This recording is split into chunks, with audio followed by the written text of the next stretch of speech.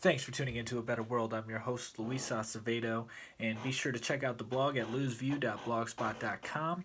Today, I want to talk a little bit about my thoughts on what's really going on with these lockdown orders, stay at home orders, and tyrannical laws that are being implemented. Like in Michigan, for example, where my family lives, where I'm originally from, is now under a more intrusive, expansive lockdown order where they're restricted on where they can go as far as associating with their family and friends unless it's something that's essential, like taking care of the elderly or things of that nature. They can't go see their family or friends, which is retarded. That is evil. That is wicked. They're trying to eliminate the gathering of families when this should be something encouraged, especially in times like these where depression rates are probably going to go up, suicide rates are probably going to go up, anxiety is probably going up, uncertainty of where you'll live, job security, all of these things are playing a role in the psychology of the society. And to implement these draconian measures to prevent the spread of a disease that is less deadly than the common flu or driving a car is a little insane and a extreme overreach.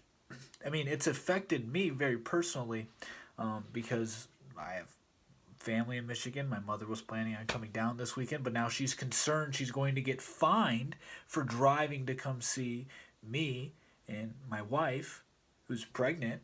And so my mom wants to be around us during this time because it's an awesome experience, but now she's restricted and or at least feels restricted in her travel because she doesn't want to be fined $1,000, which is what they're saying they will fine you up to if you disobey these rules. And that to me doesn't make any sense, especially when you have people losing their jobs. If they can't afford to pay rent, which 33% of renters didn't make payments on the first month of April, and that's only going to continuously grow, and people are going to miss their mortgage payments as well.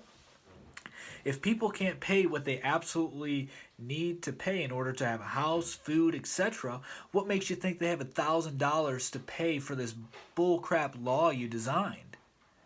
It doesn't make any sense. And now Michigan's been added to the list of states that are now restricting the sale of gardening equipment and seeds and plant nutrients in stores. First it was just Vermont and Maryland, but now it's extended to Michigan, and who knows what other states have it because so much is going on right now and it's a lot to pay attention to. But it's very, very, very infuriating. Like, it's trying to keep my composure here. You know, my wife and I discuss some of these things, and it's very upsetting to see how much people are willing to give up for safety and thinking that the government knows best for you. Your governor in your state, unless you work in politics or have money and connected politically, probably doesn't know your name. How can somebody who doesn't know your name care for you? Can you explain that? How can somebody who doesn't know your name protect you? How can they save you? They can't. They're lying for power. And we are seeing this system crumble before our eyes, and they're trying to keep some stability before it all hits the fan, which I think isn't necessarily a bad thing, but we're covering it up with this virus. We're labeling the virus as the reason for the season, if you will. You know, it's the reason why we're locking everything down, the virus, when in reality it isn't. The economy's crashing, and people are going to start freaking out once they can't pay for food because inflation is going to go through the roof. Food shortages are going to take place, and they're probably just trying to mitigate the civil unrest that's just looming. It's coming. I'm not saying we're going to have this big revolt, big revolution, mutinies, or anything like that. I don't think that it will get that extreme, but crime rates will definitely increase. So I think that's why they're becoming so intrusive with their laws and restrictions and taking away your liberties, is to prevent civil unrest. It isn't to prevent the disease. But what we need to realize is that It is us who gives the government power.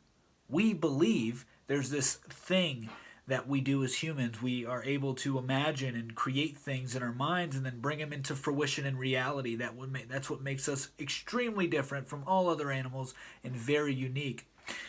And when it comes to government, that's how that works. When it comes to money, that's how that works. We believe the government should have the power to control violence, have a monopoly over violence, because we think that they will do the right thing with it, when historically that is not the case. It never has been the case, and it never will be the case. And with money, we all seem to think that the dollar is so powerful, we can purchase so much with it. But what we fail to realize, that dollar only has power because you believe it has power. And now our belief, our trust in the government is diminishing exponentially. Guess what else is going to start plummeting as well? The trust in the dollar, because the dollar is backed by the government. So if you don't trust the government, why are you going to trust the money they print? No other country is going to start trusting the money we print. They're going to start dumping their currencies back into America, because America has the global reserve. The dollar is the global reserve, but that's no longer going to be the case. They're going to eventually start dumping all of their cash back into America, and then we're going to keep making money out of thin air, which is going to drive inflation through the roof and cause a lot of unrest. And I personally think that's why they are enforcing these draconian measures to prevent people from going to stores and social gatherings. We have to be more concerned why they're keeping us from socially gathering. At my state house in Ohio, protesters were there yesterday protesting the lockdown, saying, let's just open the economy back up. Like, things are going to get worse if we keep it shut down.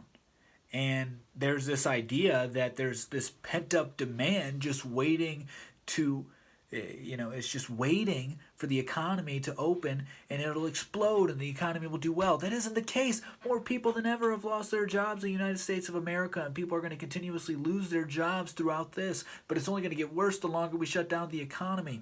So there's so many things going on here. I know I'm rambling from one thing to the next, but they're all connected, and I'm sure you guys can follow. But my main thing that I'm very upset about is what's going on in Michigan.